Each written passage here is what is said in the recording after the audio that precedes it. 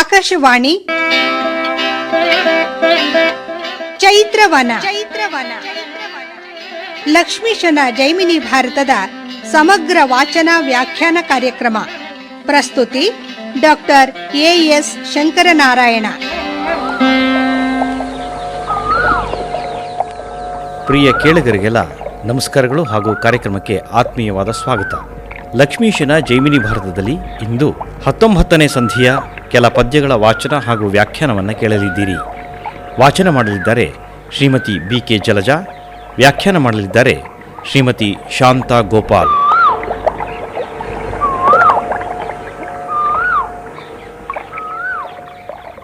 ಉತ್ತರ ಮಹಾಭಾರತದ ಕಥೆಯಾದಂತಹ ಈ ಜೈಮಿನಿ ಭಾರತದಲ್ಲಿ 18, 19, 20, 21ನೆಯ 4 ಸಂಧಿಗಳು ಆಖ್ಯಾನೋಪಮೆ ಅನ್ನುವ ಹೆಸರಿನಿಂದ ಪ್ರಸಿದ್ಧವಾಗಿದೆ. ಭಾರತದ ಕಥೆಯ ಮಧ್ಯದಲ್ಲಿ ಉತ್ತರ ರಾಮಾಯಣದ ಕಥಾಭಾಗವನ್ನು ಸೇರಿಸಿ ಇಡೀ ಒಂದು ಆಖ್ಯಾನವನ್ನೇ ಉಪಮೆಯನ್ನಾಗಿ ಕೊಟ್ಟಿರುವುದು ಲಕ್ಷ್ಮೀಶನ ವೈಶಿಷ್ಟ್ಯ ಎಂದು ಹೇಳಬಹುದು. ಇದು ಕನ್ನಡ ಸಾಹಿತ್ಯದಲ್ಲಿಯೇ ಒಂದು ವಿಶಿಷ್ಟವಾದಂತಹ ಘಟನೆಯಾಗಿದೆ. ರಮಣಂ ತೊರೆದನೆಂಬುದಂ ಕೇಳ್ದು ಶೋಕದಿಂ ಭ್ರಮಿಸುತ್ತ ಅಡವಿಯೊಳ್ಳಿರಲ್ ಕಂಡು ವಾಲ್ಮೀಕಿ ಆಶ್ರಮ ಕೊಯ್ದೊಡೆ ಅಲ್ಲಿ ಮಿಥಿಲೇಂದ್ರ ಸುತೆ ತನಯರಂ ಪಡೆದು ಪದುಳದೊಳಿರ್ದಳು.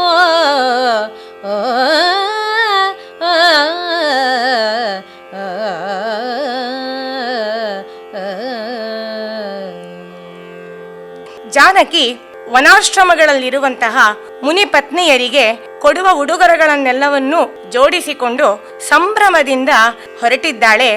ಲಕ್ಷ್ಮಣ ರಥವನ್ನು ನಡೆಸುತ್ತಿದ್ದಾನೆ. ಹಾಗೆ ಹೊರಟ ರಥದ ಮುಂಭಾಗದಲ್ಲಿ ಕಟ್ಟಿರುವಂತಹ ಪತಾಕೆ ಗಾಳಿಗೆ ಪಟಪಟನೆ ಹೊಡೆದುಕೊಳ್ಳುತ್ತಿದೆ. ಇದನ್ನು ಕವಿ ತನ್ನ ಮನದಾಳದ ಭಾವದೊಂದಿಗೆ ಹೇಗೆ ಜೋಡಿಸಿದ್ದಾನೆ ನೋಡಿ. ಅರಸಕೆ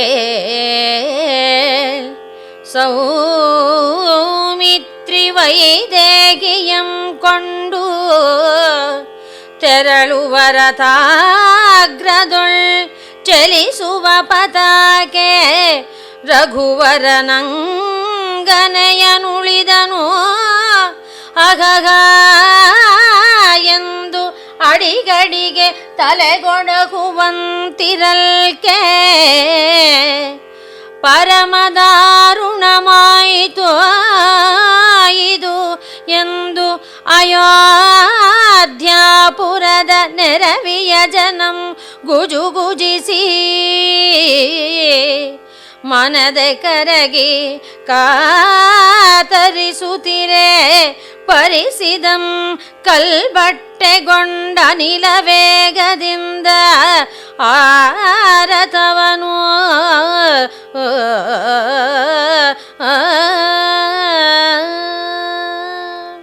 ಜೈಮಿನಿ ಮಹರ್ಷಿಗಳು ಜನಮೇಜಯನಿಗೆ ಈ ಸಂಗತಿಯನ್ನು ಹೇಳುತ್ತಾ ಇದ್ದಾರೆ.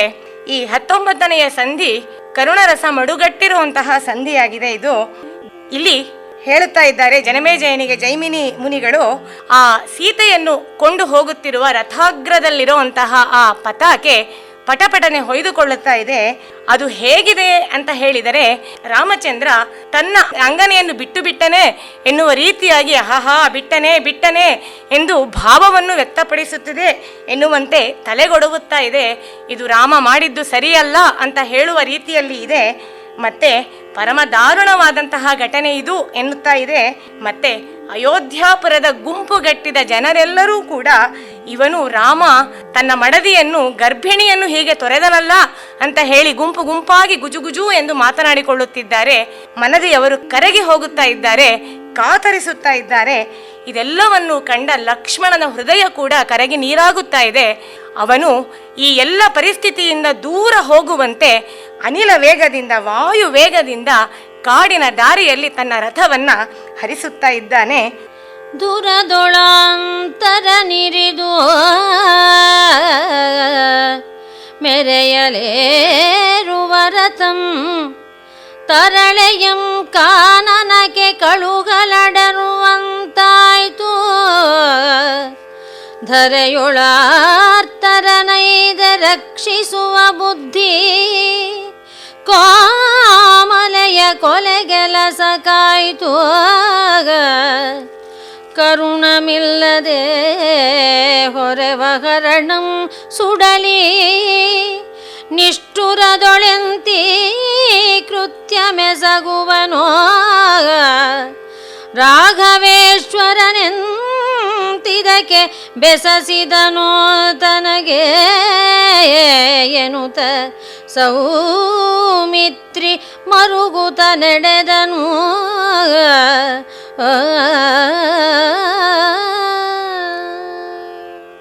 ಇದು ಲಕ್ಷ್ಮಣನ ಮನಸ್ಸಿನ ಭಾವವಾಗಿದೆ.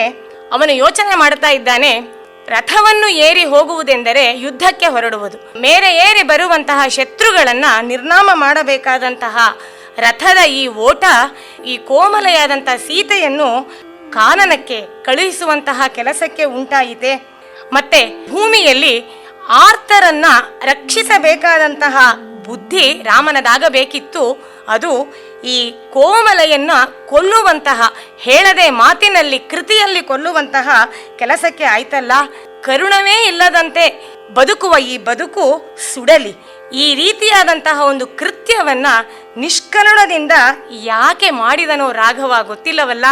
ಈ ಕೆಲಸಕ್ಕೆ ನನ್ನನ್ನ ಏಕೆ ನೇಮಿಸಿದನೋ, ಇದು ಮಾಡಬಾರದಿತ್ತಲ್ಲ ಎಂದು ಸೌಮಿತ್ರಿ ಲಕ್ಷ್ಮಣ ಮನದಲ್ಲಿ ಮರುಗುತ್ತಾ ಮೌನವಾಗಿ ಅವನು ರಥವನ್ನು ಓಡಿಸುತ್ತಾ ಇದ್ದಾನೆ. ಹಾಗೆ ರಥವನ್ನ ಮುಂದೆ ಮುಂದೆ ಹರಿಸುತ್ತಿರುವಾಗ ಅಪಶಕುನಗಳ ಪರಂಪರೆಯೇ ಅಲ್ಲಿ ನಡೆಯುತ್ತಾ ಇದೆ ನೋಡಿ. ಒಳ್ಳೊರಲ್ದುದು ಮುಂದೆ ಮಾರ್ಗವಂ ದಾಂಟಿದುವು ಕೊಳ್ಳಿದ್ದ ಮೃಗಮೆದ್ದು ಬಲದ ಕಣ್ಣದಿರೆ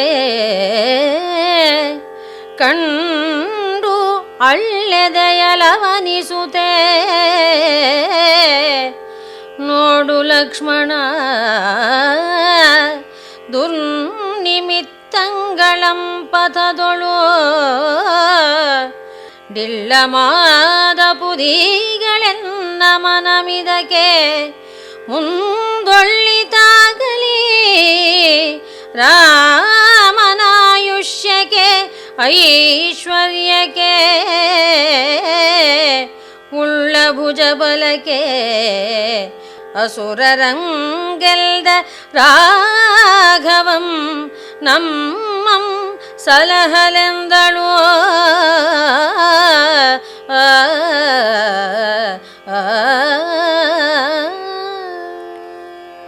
ಹೊರಟಾಗ ಅಪಶಕುನಗಳ ಪರಂಪರೆ ಸಾಗಿದೆ. ಅವಳ ಮುಂದೆ ಗುಳ್ಳೆ ನರಿಗಳು ಊಳಿಡ್ತಾ ಇದೆ. ಮಲಗಿದ್ದಂತಹ ಮೃಗ ಜಿಂಕೆಗಳು ಎದ್ದು ರಸ್ತೆಯನ್ನ ಮಾರ್ಗವನ್ನ ಹಾಯ್ದು ಹೋಗುತ್ತಾ ಇದೆ. ಬಲದ ಕಣ್ಣು ಅದಿರುತ್ತಾ ಇದೆ ಸೀತೆಗೆ. ಇದೆಲ್ಲವನ್ನು ನೋಡಿದಾಗ ಅವಳಿಗೆ ಅವಳ ಎದೆ ಭಯದಿಂದ ಹೊಯ್ದುಕೊಳ್ಳತೊಡಗುತ್ತದೆ. ಲಕ್ಷ್ಮಣನಿಗೆ ಅವಳು ಹೇಳ್ತಾ ಇದ್ದಾಳೆ, ನೋಡು ಲಕ್ಷ್ಮಣ, ಈ ರೀತಿಯಾದಂಥ ಅಪಶಕುನಗಳು ಮಾರ್ಗದಲ್ಲಿ ಹೊರಟಾಗಲೇ ತೋರ್ತಾ ಇದ್ದೆ. ಇದನ್ನ ನೋಡಿದಾಗ ನನಗೆ ಭಯ ಹೆಚ್ಚಾಗ್ತಾ ಇದೆ. ಮುಂದೆ ಒಳ್ಳಿತಾಗಲಿ ರಾಘವನಿಗೆ ಅಂತ ಹೇಳ್ತಾ ಇದ್ದಾಳೆ. ತನಗೆ ಒಳ್ಳಿತಾಗಲಿ ಅಥವಾ ನಮ್ಮಿಬ್ಬರಿಗೆ ಒಳ್ಳಿತಾಗಲಿ ಅಂತ ಅವಳು ಹೇಳ್ತಾ ಇಲ್ಲ. ಇಲ್ಲಿ ಭಾರತೀಯ ನಾರಿಯ ಒಂದು ಉದಾರ ಮನೋಹರವಾದಂತಹ ಚಿತ್ತವೃತ್ತಿಯನ್ನ ಲಕ್ಷ್ಮೀಶ ಹೇಳಿದ್ದಾನೆ. ರಾಮನಿಗೆ, ಅವನ ಆಯುಷ್ಯಕ್ಕೆ, ಅವನ ಐಶ್ವರ್ಯಕ್ಕೆ ಒಳ್ಳಿತಾಗಲಿ ಅಂತ ಹೇಳಿ ಸೀತೆ ಬೇಡ್ಕೊಳ್ತಾ ಇದ್ದಾಳೆ.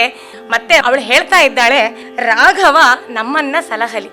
ಮುಂದೆ ಜಾನಕಿಗೆ ಕಾಣ್ತಾ ಇದ್ದೆ ತ್ರಿಪಥಗಾಮಿನಿಯಾದಂತಹ ಗಂಗಾ ನದಿ. ಅನ್ನೆಗಂ ಜಾನಕಿಯ ಕಣ್ಗೆ ತೋರಿತು ಮುಂದೆ ಸನ್ನುತರಗೂದ್ವಗನ ಕೀರ್ತಿಯನೇ ಮೂವಟ್ಟೆಯನ್ನಡೆದು ಮುಕ್ಕಣ್ಣನಂ ಸಾರ್ದು ಜಗದ ಪಾಪಮಂ ಮುರಿದು ಮುಕ್ಕಿ ಉನ್ನೀರು ಮುಂತಾಗಿ ಮೂದೇವರೊಳಗಾದ ಮುನ್ನುಳ್ಳ 34 ಕೋಟಿ ವಿಬುಧರಂ ತನ್ನೊಳ್ ಮುಳುಗಿದರ್ ಅಣಕಿ ಪಪೆಂ ಪೊದವಿ ಪರಿವ ಬೆಳ್ವನಲ್ ದಿವಿಜ ನದಿಯ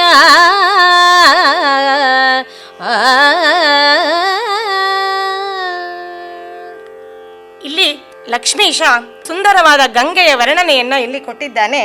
ಜಾನಕಿಯ ಸದ್ಯದ ಮನಸ್ಥಿತಿಗೆ ಅನುಗುಣವಾಗಿ ಆ ಗಂಗೆಯ ವರ್ಣನೆ ರಘುವರನ ಶ್ರೀರಾಮಚಂದ್ರನ ಕೀರ್ತಿಯೊಂದಿಗೆ ಹೋಲಿಸಿ ಇಲ್ಲಿ ಕವಿ ಹೇಳ್ತಾ ಇದ್ದಾನೆ. ಆ ರಘುಧ್ವರನ ಕೀರ್ತಿ 3 ಲೋಕಗಳಲ್ಲಿ, ಭೂಲೋಕ, ಪಾತಾಳ ಲೋಕ ಮತ್ತೆ ಸ್ವರ್ಗಲೋಕ, ಹೀಗೆ 3 ಲೋಕಗಳಲ್ಲಿ ಅವನ ಕೀರ್ತಿ ಪತಾಕೆ ಹರಡಿತ್ತಲ್ಲ, ಅದೇ ರೀತಿಯಾಗಿ ಗಂಗೆ ಕೂಡ ಸತ್ಯಲೋಕ, ಭೂಲೋಕ, ಪಾತಾಳ ಲೋಕ 3 ಲೋಕಗಳಲ್ಲಿ ಹರಿಯುವುದರಿಂದ, ಅವಳ ಸಂಚಾರ ಇರುವುದರಿಂದ ಅವಳನ್ನ ತ್ರಿಪಥಗಾಮಿನಿ ಅಂತ ಹೇಳ್ತಾರೆ. ಹಾಗೆ 3 ದಾರಿಗಳಲ್ಲಿ ಹರಿಯುವಂತೆ ಆ ಗಂಗೆಯ ನದಿ ಕಾಣ್ತಾ ಇದ್ದೆ ಅವಳಿಗೆ. ಮತ್ತೆ ಆ 3 ದಾರಿಯಲ್ಲಿ ಹರಿದು ಶಿವನ ಜಡೆಯನ್ನು ಸೇರಿ 3 ಜಗದ ಪಾಪಗಳನ್ನೆಲ್ಲವನ್ನೂ ನಾಶ ಮಾಡಿ, ನೋಡಿ ಪದದ ಪ್ರಯೋಗ, ಮುರಿದು ಮುಕ್ಕಿ, ಅದನ್ನ ಎಲ್ಲವನ್ನು ಮುರಿದು ನುಂಗುಬಿಟ್ಲಂತೆ ಗಂಗಾದೇವಿ. ಆ ರೀತಿಯಾಗಿ ಮಾಡಿ ನಂತರ ಸಮುದ್ರವನ್ನ ಸೇರುವಂತಹ ಗಂಗೆ ಅಲ್ಲಿ ಕಾಣ್ತಾ ಇದ್ದಾಳೆ. ಆ ಗಂಗೆಯ ಪಾವಿತ್ರ್ಯವಾದರೂ ಎಷ್ಟು ಉತ್ಕೃಷ್ಟವಾದದ್ದು ಅಂತ ಹೇಳಿದ್ರೆ, 33 ಕೋಟಿ ದೇವತೆಗಳು ಅದರಲ್ಲಿ ಮುಳುಗಿ ಎದ್ದಾಗ ಗಂಗೆ ಪರಿಹಾಸ ಮಾಡ್ತಾ ಇದ್ದಾಳಂತೆ. ನೀವು ಕೂಡ ಪಾಪ ಮಾಡ್ತೀರಾ, ನಿಮ್ಮ ಪಾಪವನ್ನು ಕೂಡ ನಾನು ಕಳೆಯಬಲ್ಲೆ ಅನ್ನೋ ರೀತಿಯಾಗಿ ಅವಳು ಅಣಕಿಸ್ತಾ ಇದ್ದಾಳಂತೆ.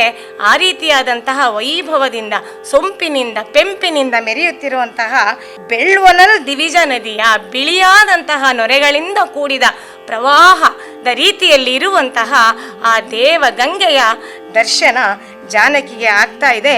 ಆ ಗಂಗೆಯ ವರ್ಣನೆಯನ್ನ ಕವಿ ಮುಂದೆ ಮಾಡ್ತಾ ಇದ್ದಾನೆ ನೋಡಿ. ತೆರೆ ತೆರೆದ ಕಲ್ಲೋಲ ಮಾಲೆಗಳ ಲೀಲೆಗಳ ಬೆರೆ ಬೆರೆವ ರಾಜಹಂಸಾಳಿಗಳ ಕೇಳಿಗಳ ಪರಿಪರಿಯ ನೀರ್ವನಿಗಳ ಕರದ ಶ್ರೀಕರದ ನೊರೆಯ ಬೊಬ್ಬುಳಿಯ ಸುಳಿಯ ಮೊರೆ ಮೊರೆದ ಘರ್ಮಿಸುವ ಪರಿವುಗಳ ಮುರಿವುಗಳ ತಿರುತಿರುಗಿ ಸುಳಿವ ಜಲ ಜಂತುಗಳ ಗೊಂತುಗಳ ನೆರೆ ನೆರೆದು ಮುನಿಜನಂ ಸೇವಿಸುವ ಭಾವಿಸುವ ಗಂಗೆಗೆ ಅವನಿಜೆ ಬಂದಳು. ನಾದಲೋಲ ಲಕ್ಷ್ಮೀಶನಿಗೆ ಇರುವಂತಹ ಅನೇಕ ಪ್ರಶಸ್ತಿಗಳಲ್ಲಿ ಅದು ಸಹ ಒಂದು. ಅವನ ನಾದಲೋಲತೆ ಈ ಒಂದು ಪ್ರಸ್ತುತ ಷಟ್ಪದಿಯಲ್ಲಿ ಹೇಗೆ ಹೊರಹೊಮ್ಮಿದೆ ಅನ್ನೋದು ನಮಗೆ ಗೊತ್ತಾಗತ್ತೆ ನೋಡಿ. ಇಲ್ಲಿರುವುದೆಲ್ಲ ಗಂಗೆಯ ವರ್ಣನೆ. ಅಲ್ಲಿರುವಂತಹ ಕಲ್ಲೋಲ ಮಾಲೆಗಳು ಅಂದ್ರೆ ಅಲೆಯ ಮಾಲೆಗಳನ್ನು ಅವನು ವರ್ಣನೆ ಮಾಡ್ತಾ ಇದ್ದಾನೆ.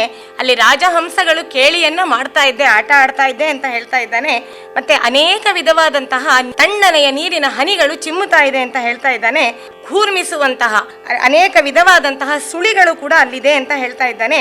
ಹೀಗೆ ಇರುವಂತಹ ಆ ಗಂಗಾ ನದಿ ತನ್ನ ಸ್ವಭಾವಕ್ಕೆ ಅನುಗುಣವಾಗಿ ತೆರೆಗಳ ಮಾಲೆಯಿಂದ ಕೂಡಿದೆ, ಸುಳಿಗಳಿಂದ ಕೂಡಿದೆ, ಮತ್ತೆ ರಾಜಹಂಸಗಳ ಆಟದಿಂದ ಕೂಡಿದೆ. ಆ ಮುನಿ ಜನಗಳೆಲ್ಲ ಕೂಡ ಅದರ ತಡಿಯಲ್ಲಿಯೇ ಆಶ್ರಮಗಳನ್ನು ಕಟ್ಟಿಕೊಂಡು ದಿನನಿತ್ಯದ ಅನುಷ್ಠಾನಕ್ಕೆ ಅದನ್ನು ಬಳಸ್ಕೊಳ್ತಾರೆ. ದಿನನಿತ್ಯವೂ ಅದನ್ನು ಸೇವಿಸ್ತಾರೆ, ಆದರೆ ಅದಕ್ಕೆ ಪೂಜಾದಿಗಳನ್ನು ಕೈಗೊಳ್ತಾರೆ. ಅಂತಹ ಗಂಗೆಯ ತಡಿಗೆ ಸೀತೆ ಅವನಿಜೆ ಅವಳು ಬಂದಳು ಅಂತ ಹೇಳಿ ಲಕ್ಷ್ಮೀಶ ಹೇಳ್ತಾ ಇದ್ದಾನೆ. ಇಲ್ಲಿ ಶಬ್ದಗಳು, ಮಾಲೆಗಳ ಲೀಲೆಗಳ, ಒಂದು ಶಬ್ದದಿಂದ ಮತ್ತೊಂದು ಶಬ್ದ ಹುಟ್ಟುತ್ತಾ ಇದೆ. ಹಂಸಾಳಿಗಳ ಕೇಳಿಗಳ, ಅಲ್ಲಿ ಕೂಡ ಅದನ್ನು ನಾವು ನೋಡ್ಬೋದು. ಆಕರದ ಶೀಕರದ, ಪರಿವುಗಳ ಮುರಿವುಗಳ, ಜಂತುಗಳ ಗೊಂತುಗಳ, ಇದೆಲ್ಲ ನೋಡಿ ಅನುಪ್ರಾಸ ಅಲಂಕಾರ ಅಂತ ಕೂಡ ಹೇಳ್ತಾರೆ ಇದನ್ನ. ಹೀಗೆ ಆ ನಾದ ಲೋಲುಪತೆ ಎನ್ನೋದು ಈ ಶಬ್ದದ ಜೋಡಣೆಯಿಂದ ಉಂಟಾಗುವಂತಹ ಒಂದು ನಾದಮಯತೆ. ಅದನ್ನು ನಾವು ಈ ಲಕ್ಷ್ಮೀಶನ ಈ ಪ್ರಸ್ತುತ ಷಟ್ಪದಿಯಲ್ಲಿ ನಾವು ಕಾಣ್ಬೋದು. ಅದನ್ನ ಗಂಗೆಯ ವರ್ಣನೆಗೆ ತುಂಬ ಸುಂದರವಾಗಿ ಬಳಸ್ಕೊಂಡಿದ್ದಾನೆ. ಮತ್ತೆ ಆ ಗಂಗಾ ನದಿಯ ಈ ಕೆಳಗಳಲ್ಲಿ ಯಾವುದೆಲ್ಲ ಸಸ್ಯರಾಶಿ ತುಂಬಿತ್ತು ಅನ್ನೋದನ್ನ ಹೇಳ್ತಾ ಇದ್ದಾನೆ ನೋಡಿ. ತೆಂಗು ಎಳೆಗೆ ವಂಗು ಪನಸಂ ದ್ರಾಕ್ಷ ಜಂಬು ನಾರಂಗ ಜಂಬೀರ ಖರ್ಜೂರ ಕಿತ್ತಳೆ ಮಾತುಳಂಗ ತಿಂತ್ರಿಣಿ ಚೂತ ನೆಲ್ಲಿ ಬಿಲ್ವ ಕಪಿತ್ತಮೆಂಬ ನಾನಾ ತರುಗಳು ತೊಂಗುವ ಫಲಾವಳಿಯ ಭಾರಂಗ ಆವಗಂ ಪಿಂಗವು ಇವನ ಇಳೆಗಿಳುಪಬೇಕೆಂದು ಬಾಗಿದಂಗ ಮನೆ ಕಣ್ಗೆ ಗೆಸೆದು ಇಕ್ಕೆಲದೊಳ ಜಾಹ್ನವಿಯ ತಡಿಯ ಬನದಡೆಯೊಳು. ಜಾಹ್ನವಿಯ ಎರಡೂ ಇಕ್ಕೆಲದ ಆ ತಡಿಗಳಲ್ಲಿ ತೀರಗಳಲ್ಲಿ ಎಲ್ಲ ರೀತಿಯಂತಹ ತರುಗಳು ಇದ್ದುವಂತೆ ಎಲ್ಲವೂ ಫಲಭರಿತವಾಗಿತ್ತು ಅಂತ ಹೇಳಿ ನಮ್ಮ ಕವಿ ಹೇಳ್ತಾ ಇದ್ದಾನೆ. ತೆಂಗು ಇತ್ತಂತೆ, ಹಲಸಿನ ಒಂದು ಮರ ಇತ್ತಂತೆ, ದ್ರಾಕ್ಷಿ ಇತ್ತಂತೆ, ನೇರಳೆ, ಕಿತ್ತಳೆ, ಜಂಬೀರ, ಖರ್ಜೂರ, ಕಿತ್ತಳೆ, ಮಾದುಳ, ದಾಳಿಂಬೆ ಹಣ್ಣು, ಹುಣಿಸೆ ಮರ, ಮಾವಿನ ಮರ, ನೆಲ್ಲಿ, ಬಿಲ್ವ, ಕಪಿತ್ತ, ಹೀಗೆ ಎಲ್ಲವೂ ಫಲಭರಿತವಾಗಿ ತೊಯ್ತಾ ಇದ್ವಂತೆ. ಅದು ಹೇಗಿತ್ತು ಅಂತಂದ್ರೆ ಆ ಮರಗಳಿಗೆ ಅನ್ನಿಸ್ತಂತೆ ಈ ಭಾರವನ್ನ ಇನ್ನು ನಮ್ಮಿಂದ ಹೊರಲಿಕ್ಕಾಗೋದಿಲ್ಲ, ಇದನ್ನ ಇಳೆಗೆ ಇಳಿಸ್ಬಿಡ್ಬೇಕು ಅನ್ನೋ ರೀತಿಯಾದಂಥ ಒಂದು ಅಂಗವೋ ಅನ್ನುವ ರೀತಿಯಾಗಿ ಅವನ್ನ ನೆಲದೆಡೆಗೆ ಬಾಗಿ ಇಳಿಸುತ್ತಿರುವಂತಹ ತರುಗಳು ಆ ಎರಡೂ ದಡಗಳಲ್ಲಿ ರಾರಾಜಿಸುತ್ತಾ ಇದ್ವು ಅಂತ ಹೇಳಿ ಇಲ್ಲಿ ಹೇಳ್ತಾ ಇದ್ದಾನೆ ನಮ್ಮ ಲಕ್ಷ್ಮೀಶ. ಆ ಜಾಹ್ನವಿಯನ್ನ ನೋಡ್ತಾ ಇದ್ದಾಗೆ ಅವರಿಬ್ಬರೂ ಸಹ ರಥದಿಂದ ಇಳಿತಾ ಇದ್ದಾರೆ ನೋಡಿ. ಇಳಿದು ರಥದಿಂದೆ ಮಂದಾಕಿನಿಗೆ ಪೊಡಮಟ್ಟು, ಬಳಿಕ ನಾವಿಕರೊಡನೆ ನಾವದೊಳ್ ಗಂಗೆಯಂ ಕಳೆದು ನಿರ್ಮಲ ತೀರ್ಥದೊಳ್ಮಿಂದು ಸೌಮಿತ್ರಿ ಮತ್ತೆ ಭೂಜಾತೆ ಸಹಿತ ಒಳಗೊಳಗೆ ಮರುಗಿ ಬಿಸು ಸೊಯ್ದು ಚಿಂತಿಸುತ್ತೆ ಮುರಿದಳೆದುಗ್ರ ಮೃಗ ಪಕ್ಷಿಗಣದಿಂದೆ ಘೂರ್ಮಿಸುವ ಹಳುವಮಂ ಪೊಕ್ಕ ನಡಿಯಿಡುವೊಡೆ ಅಸದಳಮೆಂಬ ಕರ್ಕಶದ ಮಾರ್ಗದಿಂದೆ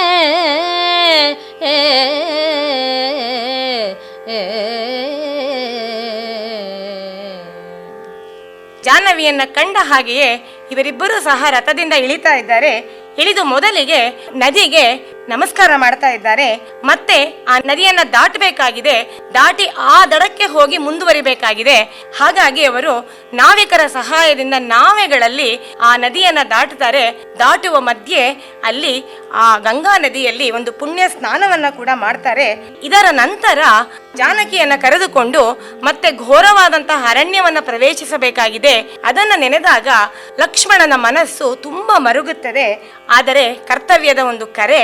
ಹಾಗಾಗಿ ಜಾಹ್ನವಿಯಲ್ಲಿ ಮಿಂದ ಬಳಿಕ ಅವರಿಬ್ಬರು ಮತ್ತೆ ರಥವನ್ನ ಏರಿ ಈಗ ಉಗ್ರವಾಗಿರುವಂತಹ ಮೃಗ ಪಕ್ಷಿಗಳಿಂದ ಘೂರ್ಮಿಸುವ ಅಂದ್ರೆ ಅಲ್ಲಿ ಒಟ್ಟಾಗಿರುವಂತಹ ಒಂದು ರೀತಿಯಾದಂತಹ ಭಯಂಕರವಾದ ಶಬ್ದ ಬರುತ್ತಿರುವಂತಹ ಆ ಒಂದು ಅರಣ್ಯವನ್ನ ಪೊಕ್ಕನು ಅಂದ್ರೆ ಅಲ್ಲಿಗೆ ಹೋಗ್ತಾ ಇದ್ದಾನೆ. ಮತ್ತೆ ಕರ್ಕಶವಾದ ಮಾರ್ಗದಿಂದ ಲಕ್ಷ್ಮಣ ಮುಂದುವರಿತಾ ಇದ್ದಾನೆ. ಆ ಘೋರವಾದಂಥ ಅರಣ್ಯ ಹೇಗಿತ್ತು ಅನ್ನೋದನ್ನ ಮುಂದಿನ ಒಂದು ಷಟ್ಪದಿಯಲ್ಲಿ ವರ್ಣನೆ ಮಾಡ್ತಾ ಇದ್ದಾನೆ ನೋಡಿ. ಶಕುನಿ ಚೀತ್ಕಾರ ಘೋಷಣಮಯಂ ತೃಣಮಯಂ ವಿಕರದು ಪಲಾಳಿ ಕರ್ಕಶಮಯಂ ಶಶಮಯಂ ಪ್ರಕಟ ಕಂಟಕ ಕೀರ್ಣ ತರುಮಯಂ ರುರುಮಯಂ ವಿವಿಧೋಗ್ರಜಂತುಮಯವೋ ನಕುಲ ಮೂಷಕ ಸರೀಸೃಪಮಯಂ ದ್ವಿಪಮಯಂ ಸಕಲ ಭೂವಿಷಮ ಸಂಕುಲಮಯಂ ಬಿಲಮಯಂ ಮೃಕಸೂಕರ ವ್ಯಾಘ್ರಚಯಮಯಂ ಭಯಮಯಂ ತಾನೆನಸಿ ಕಾಡಿರ್ದುದು. ಈಗ ಅರಣ್ಯ ತನ್ನ ಘೋರ ರೂಪವನ್ನ ಪಡ್ಕೊಳ್ತಾ ಇದೆ. ಒಳ ಒಳ ಹೊಕ್ಕಂತೆ ಅಲ್ಲಿ ಪಕ್ಷಿಗಳ ಒಂದು ಚೀತ್ಕಾರ ಕೇಳಿಸ್ತಾ ಇದೆ. ಎಲ್ಲ ಕಡೆ ಹುಲ್ಲು ಆಳೆತ್ತರಕ್ಕೆ ಬೆಳೆದಿದೆ, ಮುಳ್ಳುಗಳಿಂದ ಕೂಡಿದೆ. ಅಲ್ಲಿ ಕರ್ಕಶಮಯವಾದಂತಹ ಒಂದು ವಾತಾವರಣ ಅಲ್ಲಿ ಕಾಣ್ತಾ ಇದೆ. ಮೊಲಗಳು ಓಡಾಡ್ತಾ ಇದೆ, ಮತ್ತೆ ಈ ಜಿಂಕೆಗಳು ಕೂಡ ಎಲ್ಲ ಕಡೆ ತನ್ನಿಂದ ತಾನು ಓಡಾಡ್ತಾ ಇವೆ. ಉಗ್ರವಾದಂತಹ ಜಂತುಗಳು ಅಲ್ಲಿ ಕಾಣಿಸ್ಕೊಳ್ತಾ ಇದೆ. ಅಲ್ಲಿ ಆ ಮುಂಗುಸಿಗಳಿದೆ, ದೊಡ್ಡ ದೊಡ್ಡ ಹೆಗ್ಗಣಗಳ ರೀತಿಯಾದಂತಹ ಇಲಿಗಳು ಬಿಲದಿಂದ ಓಡೋಗ್ತಾ ಇದೆ. ಆ ಹೆಗ್ಗಣಗಳನ್ನು ಓಡಿಸಿಕೊಂಡು ಈ ಹಾವುಗಳು ಕೂಡ ಬಿಲದಿಂದ ಓಡಿ ಓಡಿ ಬರ್ತಾ ಇದೆ. ಎಲ್ಲ ರೀತಿಯಾದಂತಹ ವಿಷಮವಾದಂತಹ ಪ್ರಾಣಿಗಳ ಸಂಕುಲವೇ ಅಲ್ಲಿ ಒಟ್ಟುಗೂಡಿದೆ. ತೋಳ ಇದೆ, ಮುಳ್ಳ ಹಂದಿ ಇದೆ, ಹುಲಿ ಕೂಡ ಇದೆ. ಹೀಗೆ ಅನೇಕ ರೀತಿಯಾದಂತಹ ಪಕ್ಷಿಗಳು, ಮೃಗಗಳು, ಸರೀಸೃಪಗಳಿಂದ ಕೂಡಿದಂತಹ ಆ ಒಂದು ಘೋರವಾದ ಅರಣ್ಯ ತಾನೇ ಭಯಮಯವಾಗಿದೆಯೋ ಅನ್ನೋ ರೀತಿಯಾಗಿ ಅಲ್ಲಿ ಕಾಡ್ತಾ ಇದೆ. ಅದನ್ನು ಪ್ರವೇಶಿಸೋ ಅಂಥವರನ್ನ, ಅಂತಹ ಒಂದು ಕಾಡು ಜಾನಕಿಯ ಕಣ್ಣಿಗೆ ಯಾವ ರೀತಿ ಕಾಣ್ತು? ಇರುಳಂತೆ ಪಗಲಂತೆ ಮಖದಂತೆ ದಿವದಂತೆ ವರಪಯೋನಿಧಿಯಂತೆ ಕೈಲಾಸಗಿರಿಯಂತೆ ನಿರುತಮಂ ಸೋಮಾರ್ಕ ಶಿಖಿ ಸಹಸ್ರಾಕ್ಷ ಹರಿನುತ ಶಿವಾವಾಸಮಾಗಿ ಧುರದಂತೆ ಕೊಳದಂತೆ ಕಡಲಂತೆ ನಭದಂತೆ ಶರಪುಂಡರೀಕ ವಿದ್ರುಮ ವೃಕ್ಷಮಯದೊಳ್ ಇಡಿದಿರುತ್ತಿರ್ದುದು ಆ ಮಹಾಟವಿ ಜಾನಕಿಯ ಕಣ್ಗೆ ಘೋರತರಮಾಗಿ ಮುಂದೆ ಮುಂದೆ ಕಾಣುತ್ತಿರುವಂತಹ ಆ ಮಹಾ ಅಟವಿ ಜಾನಕಿಯ ಕಣ್ಣಿಗೆ ಅತ್ಯಂತ ಘೋರವಾಗಿ ಕಾಣ್ತಾ ಇತ್ತಂತೆ. ಇದು ಹೇಗೆ ಅನ್ನೋದನ್ನ ಕವಿ ತುಂಬಾ ಚಮತ್ಕಾರಪೂರ್ಣವಾಗಿ ಇಲ್ಲಿ ವರ್ಣನೆ ಮಾಡಿದ್ದಾನೆ. ಜಾನಕಿಯ ಕಣ್ಣಿಗೆ ಆ ಅರಣ್ಯ, ಘೋರವಾದಂತಹ ಕಾಡು ಇರುಳಿನಂತೆ, ಹಗಲಿನಂತೆ, ಯಜ್ಞದಂತೆ, ಆಕಾಶದಂತೆ, ಸಮುದ್ರದಂತೆ, ಕೈಲಾಸಗಿರಿಯಂತೆ ಕಾಣ್ತಾ ಇತ್ತಂತೆ. ಮತ್ತೆ ಅಲ್ಲಿ ಹುಲಿ ಇತ್ತಂತೆ, ನರಿ ಇತ್ತಂತೆ, ಕರಡಿಗಳು ಇದ್ದುವಂತೆ. ಹೀಗೆ ಅನೇಕ ರೀತಿಯಾದಂತಹ ಪ್ರಾಣಿಗಳಿದ್ದುವಂತೆ, ಅನೇಕ ರೀತಿಯಾದಂತಹ ಸಸ್ಯಗಳು ಇದ್ದುವಂತೆ. ಇದೆಲ್ಲವೂ ಸೇರಿ ಅವಳಿಗೆ ಘೋರವಾಗಿ ಕಾಣ್ತಿತ್ತು ಅಂತ ಹೇಳ್ತಾನೆ. ಇದನ್ನ ನಾವು ಶಬ್ದಾರ್ಥದ ಮಟ್ಟದಲ್ಲಿ ನೋಡಿದಾಗ ಕೇವಲ ಈ ಒಂದು ಅರ್ಥ ಮಾತ್ರ ಹೊರಹೊಮ್ಮುತ್ತೆ. ಇದನ್ನ ನಾವು ಅವನ ಚಮತ್ಕಾರವನ್ನ ಸ್ವಲ್ಪ ಅನ್ವಯ ಮಾಡಿ ಅದನ್ನ ನೋಡಿದಾಗ ಅದರಿಂದ ಹೊರಡುವಂತಹ ಒಂದು ಅರ್ಥವೇ ಬೇರೆಯಾದಂತಹ ಒಂದು ಆಯಾಮವನ್ನು ನಮಗೆ ಸೂಚಿಸುತ್ತೆ. ಅದು ಹೇಗೆ ಅನ್ನೋದನ್ನ ನಾವು ಅನ್ವಯ ಕ್ರಮದಲ್ಲಿ ವಾಚನ ಮಾಡಿ ನಂತರ ಅದರ ವ್ಯಾಖ್ಯಾನವನ್ನು ಮುಂದುವರಿಸ್ತೀವಿ. ಇರುಳಂತೆ ಸೋಮವಾಸಮಾಗಿ ಪಗಲಂತೆ ಅರ್ಕವಾಸಮಾಗಿ ಮಖದಂತೆ ಶಿಖಿವಾಸಮಾಗಿ ದಿವದಂತೆ ಸಹಸ್ರಾಕ್ಷಂ ಆಗಿ ಪಯೋನಿಧಿಯಂತೆ ಹರಿನುತಮ್ಮಾಗಿ ಕೈಲಾಸಗಿರಿಯಂತೆ ಶಿವಾವಾಸವಾಗಿ ಧುರದಂತೆ ಶರದೊಳ್ ಕೊಳದಂತೆ ಪುಂಡರೀಕದೊಳ್ ಕಡಲಂತೆ ವಿದ್ರುಮದೊಳ್ ನಭದಂತೆ ವೃಕ್ಷಮಯದೊಳ್ ಮಹಾಟವಿ ಜಾನಕಿಯ ಕಣ್ಗೆ ಘೋರತರಮಾಗಿ ಮುಂದೆ ಇರುಳಂತೆ ಕಾಣ್ತಾ ಇತ್ತಂತೆ. ಯಾಕೆ ಅಂದ್ರೆ ಅಲ್ಲಿ ಸೋಮಲತೆಗಳು ಬೆಳೀತಾ ಇದ್ವು ಅಂತ ಹೇಳಿ ಲಕ್ಷ್ಮೀಶ ಕಲ್ಪನೆ ಮಾಡ್ತಾನೆ. ಸೋಮ ಅನ್ನೋದಕ್ಕೆ ಚಂದ್ರ ಅನ್ನೋಂತಹ ಅರ್ಥ ಕೂಡ ಇದೆ. ಹಾಗೆ ಅಲ್ಲಿ ಸಸ್ಯವಾಗಿ ಸೋಮ, ಚಂದ್ರನಾಗಿ ಸೋಮ ಎರಡನ್ನೂ ಪರಿಭಾವಿಸಿದಾಗ ಅವಳಿಗೆ ಅದು ಇರುಳಾಗಿ ಕಾಣ್ತಾ ಇತ್ತಂತೆ. ತುಂಬ ದಟ್ಟವಾದ ಅರಣ್ಯ ಆದ್ದರಿಂದ ಅಲ್ಲಿ ಬೆಳಕಿನ ಒಂದು ಪ್ರವೇಶ ಕಡಿಮೆ ಇರುತ್ತೆ. ಹಾಗಾಗಿ ಕೂಡ ಅವಳಿಗೆ ಅದು ಇರುಳಾಗಿ ಕಂಡಿರಬಹುದು. ಮತ್ತೆ ಹಗಲಾಗಿ ಕಾಣ್ತಿತ್ತಂತೆ. ಯಾಕೆ ಅಂದರೆ ಅಲ್ಲಿ ಅರ್ಕ ಅಂದರೆ ಎಕ್ಕದ ಗಿಡ, ಸೂರ್ಯ ಎರಡೂ ಅರ್ಥಗಳು ಇದ್ದೆ. ಸೂರ್ಯ ಇರೋದ್ರಿಂದ ಅದು ಹಗಲಾಗಿ ಕಾಣ್ತಿತ್ತಂತೆ. ಸಸ್ಯವಾಗಿ ಅಲ್ಲಿ ಎಕ್ಕ ಇತ್ತು. ಮಖದಂತೆ ಕಾಣ್ತಾ ಇದ್ದಿದ್ದು ಶಿಖಿವಾಸವಾಗಿ. ಶಿಖಿ ಅಂದರೆ ಅಗ್ನಿಯಲ್ಲಿ ಇದ್ದಿದ್ರಿಂದ ಅಂದರೆ ಕಾಡ್ಗಿಚ್ಚು ಅಂತ ನಾವೇನು ಹೇಳ್ತೀವಿ, ಅಥವಾ ಕಾಳ್ಗಿಚ್ಚು ಅಲ್ಲಲ್ಲಿ ತೋರ್ಕೊಳ್ತಾ ಇತ್ತು ಅನ್ನೋದನ್ನ ಕಲ್ಪಿಸ್ಕೊಂಡಾಗ ಅದು ಒಂದು ಯಜ್ಞವೇದಿಯೋ ಅನ್ನುವ ರೀತಿಯಾಗಿ ಅವಳಿಗೆ ಕಾಣ್ತಾ ಇತ್ತಂತೆ. ಸಹಸ್ರಾಕ್ಷಂ ನವಿಲುಗಳು ಅಲ್ಲಲ್ಲಿ ಓಡಾಡ್ತಾ ಇರೋದ್ರಿಂದ ಸಹಸ್ರಾಕ್ಷ ಇಂದ್ರನಿಗೂ ಹೌದು, ನವಿಲಿಗೂ ಹೌದು. ಅದು ಅವಳಿಗೆ ಸ್ವರ್ಗದಂತೆ ಕಾಣ್ತಾ ಇತ್ತಂತೆ. ಮತ್ತೆ ಸಮುದ್ರದಂತೆ ಕಾಣ್ತಾ ಇತ್ತಂತೆ. ಅದು ಬರೀ ಸಮುದ್ರ ಅಲ್ಲ, ಪಯೋನಿಧಿ ಹಾಲ್ಗಡಲಂತೆ ಕಾಣ್ತಾ ಇತ್ತಂತೆ.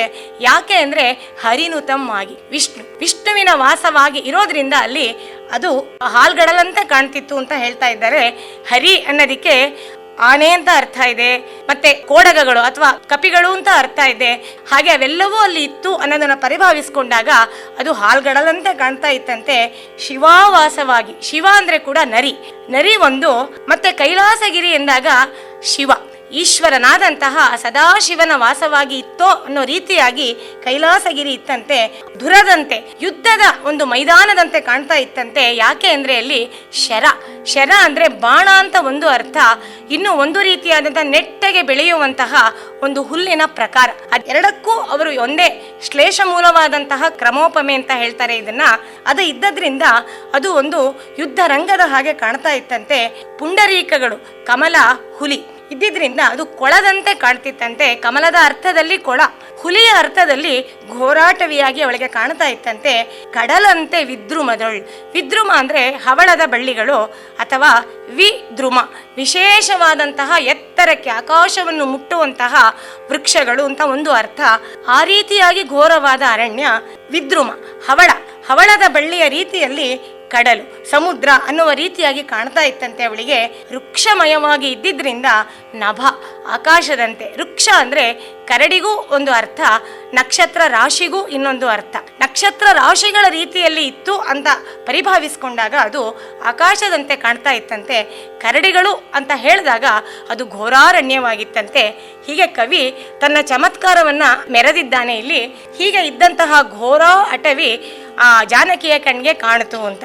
ಇದನ್ನ ಶ್ಲೇಷ ಮೂಲವಾದಂತಹ ಪರಿಸಂಖ್ಯಾಲಂಕಾರ ಅಂತ ಕೂಡ ಶಾಸ್ತ್ರೀಯವಾಗಿ ಹೇಳ್ತಾರೆ. ಇದನ್ನ ಬಳಸ್ಕೊಂಡಿದ್ದಾನೆ, ತುಂಬ ಚಮತ್ಕಾರವನ್ನು ಮೆರೆದಿದ್ದಾನೆ. ಇಲ್ಲಿ ಆ ಕವಿಯ ಪ್ರತಿಭೆ ಯಾವ ರೀತಿಯಾಗಿ ಮೆರೆದಿದೆ ಅನ್ನೋದು ಕೂಡ ನಮಗೆ ಗೊತ್ತಾಗುತ್ತೆ. ಲಕ್ಷ್ಮೀಶನನ್ನ ಈ ಬಗೆಯ ವೈಶಿಷ್ಟ್ಯಗಳಿಗೆ ಕೂಡ ನಾವು ಗಮನಿಸಬೇಕಾಗಿದೆ. ಅಂತಹ ಒಂದು ಘೋರಾಟವಿಯ ಒಳಗೆ ಹೊಕ್ಕಾಗ ಮುಂದೆ ಸೀತೆಗೆ ಹೆದರಿಕೆ ಆಗತ್ತೆ. ಅವಳು ನಡುಗ್ತಾ ಇದ್ದಾಳೆ ನೋಡಿ. ಅಟವಿಯ ಮಹಾಘೋರಗಹ್ವರಂ ಮುಂದೆ ದುರ್ಘಟನಮಾಗೆ ನಡನಡುಗಿ ಭೀತಿಯಂ ಸೀತೆ ಸಂಕಟದಿಂದ ಸೀತೆ ರಾಮನಾಮಂಗಳಂ ಜಪಿಸುತ್ತ ಎಲೆ ಸೌಮಿತ್ರಿ ಕಾನನಮಿದು ಅಟನ ಕಸದಳಮೊಪ್ಪುದು ಇಲ್ಲಿ ಪುಣ್ಯಾಶ್ರಮದ ಜಟಿಗಳಂ ವಲ್ಕಲವನುಟ್ಟ ಮುನಿವಧುಗಳಂ ವಟುಗಳಂ ಶ್ರುತಿಘೋಷ ಹೋಮಧೂ ಮಂಗಳಂ ಕಾಣೆನು ಎಂದಳವಳಿದಳು.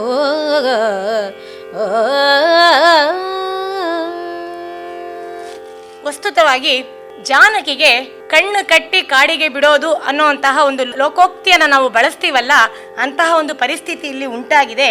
ಮುಂದೆ ಮುಂದೆ ಹೋಗ್ತಾ ಹೋಗ್ತಾ ಅಡವಿ ಘೋರವಾಗ್ತಾ ಹೋಗುತ್ತೆ, ದಟ್ಟವಾಗ್ತಾ ಹೋಗುತ್ತೆ. ಅಲ್ಲಿ ಹೋದಾಗ ಇವಳಿಗೆ ಸುಕುಮಾರಿ ಸುಮಕೋಮಲ ಇವಳಿಗೆ ನಡುಕ ಉಂಟಾಗುತ್ತೆ, ಹೆದರಿಕೆ ಉಂಟಾಗುತ್ತೆ. ಪರಿಚಿತವಾದ ಒಂದು ವಾತಾವರಣ ಇಲ್ಲವಲ್ಲ ಅನ್ನುವಂತಹ ಆತಂಕ ಉಂಟಾಗುತ್ತೆ. ಹಾಗೆ ಆದಾಗ ನೋಡಿ, ಅವಳು ರಾಮನಾಮವನ್ನು ಜಪಿಸುತ್ತಾ ಆ ಭೀತಿಯನ್ನ ಹೊಡೆದೋಡ್ಸೋದಕ್ಕೆ ಪ್ರಯತ್ನ ಪಡ್ತಾ ಇದ್ದಾಳಂತೆ.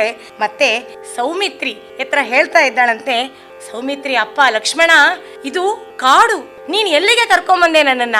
ಇಲ್ಲಿ ಆಶ್ರಮಗಳು ಕಾಣ್ತಾ ಇಲ್ವಲ್ಲ, ಇಲ್ಲಿ ಮುಂದೆ ಹೋಗದೆ ಅಟನ ಕಸದಳ ಮಪ್ಪುದು. ಅಟನ ಅಂದ್ರೆ ಮುಂದೆ ಹೋಗೋದಿಕ್ಕೆ ಅಂತ ಅರ್ಥ. ಅಲ್ಲಿಗೆ ಹೋಗೋದಿಕ್ಕೆ ಅಷ್ಟೊಂದು ಕಷ್ಟ ಆಗ್ತಾ ಇದೆ. ಇಲ್ಲಿ ಮುನಿಗಳು ಆಶ್ರಮ ಕಟ್ಕೊಂಡಿರ್ತಾರಿಯೇ, ಇಲ್ಲಿ ಎಲ್ಲಿದೆ ಪುಣ್ಯಾಶ್ರಮಗಳು?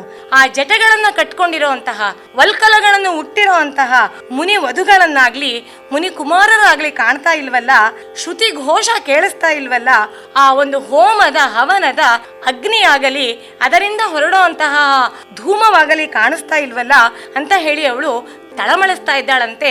ತುಂಬಾ ಆತಂಕ ಪಡ್ತಾ ಇದ್ದಾಳಂತೆ. ನೋಡಿ, ಆಶ್ರಮಗಳು ಇರೋ ಅಂಥದ್ದು ತುಂಬಾ ಅರಣ್ಯದ, ದಟ್ಟವಾದ ಅರಣ್ಯದ ಮಧ್ಯದಲ್ಲಿ ಅಲ್ಲ, ಯಾವುದೇ ಒಂದು ರಾಜ್ಯದ ಸೀಮಾಂತ ಪ್ರದೇಶದಲ್ಲಿ ಇರೋವಂತಹ ಸ್ವಲ್ಪವೇ ಕಾಡು, ಆ ರೀತಿಯಾದಂತಹ ಜಾಗಗಳಲ್ಲಿ ಆಶ್ರಮವನ್ನ ಕಟ್ಕೊಂಡಿರ್ತಿದ್ರೆ ಹೊರತು ದಟ್ಟವಾದ ಘೋರವಾದ ಅರಣ್ಯದ ಮಧ್ಯದಲ್ಲಿ ಇರ್ತಾ ಇರಲಿಲ್ಲ.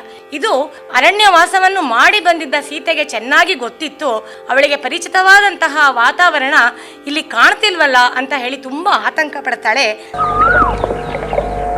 ಇದುವರೆಗೆ ಲಕ್ಷ್ಮೀಶನ ಜೈಮಿನಿ ಭಾರತದಲ್ಲಿ 19ನೆಯ ಸಂಧಿಯ ಕೆಲ ಪದ್ಯಗಳ ವಾಚನ ಹಾಗೂ ವ್ಯಾಖ್ಯಾನವನ್ನು ಕೇಳಿದಿರಿ. ವಾಚನ ಮಾಡಿದವರು ಶ್ರೀಮತಿ BK ಜಲಜಾ, ವ್ಯಾಖ್ಯಾನ ಮಾಡಿದವರು ಶ್ರೀಮತಿ ಶಾಂತಾ ಗೋಪಾಲ್. ಚೈತ್ರವನ ಕೇಳಿದ್ರಿ. ಕಾರ್ಯಕ್ರಮದ ಪ್ರಸ್ತುತಿ ಡಾಕ್ಟರ್ ಎಎಸ್ ಶಂಕರನಾರಾಯಣ. ನಿರ್ಮಾಣ ನೆರವು ಸಂಜೀವ ಆರ್ ನಾಮಣ್ಣವರ್. ಇದು ಇಂದಿನ ಚೈತ್ರವನ. ಈ ಕಾರ್ಯಕ್ರಮ ಆಕಾಶವಾಣಿ ಭದ್ರಾವತಿ ಕೇಂದ್ರದ ಕೊಡುಗೆ.